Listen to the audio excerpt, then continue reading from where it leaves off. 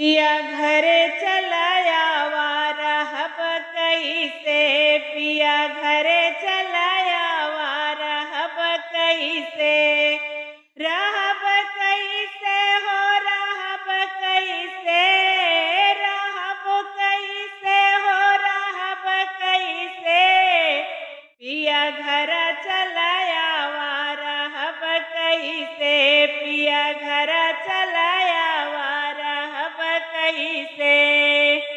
हमरी ससुइया के बिगड़ल मिजाज हो, रोज गरिया वेला बिरना हमार हो। हमरे ससुइया के बिगड़ल मिजाज हो, रोज गरिया वेले बिरना हमार हो।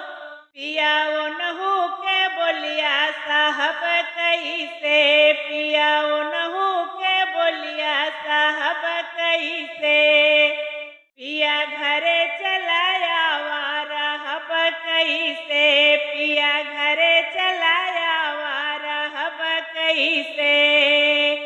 तोहरे भौजैया के बिगड़ल मिजाज हो, रोज अलगावै तो कराई झगड़ा। तोहरे भौजैया के बिगड़ल मिजाज हो, रोज अलगावै तो रोज करे झगड़ा।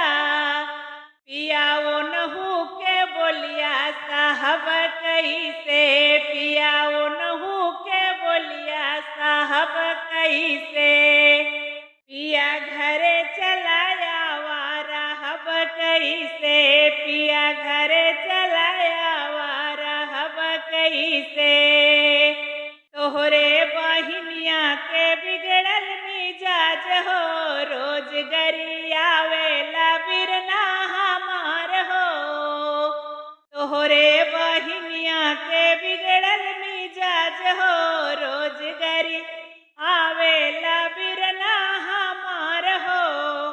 पिया ओनहु के बोलिया साहब कैसे, पिया ओनहु के बोलिया साहब कैसे, पिया घरे चलाया वारा हब कैसे, पिया घरे चलाया वारा हब कैसे, रहब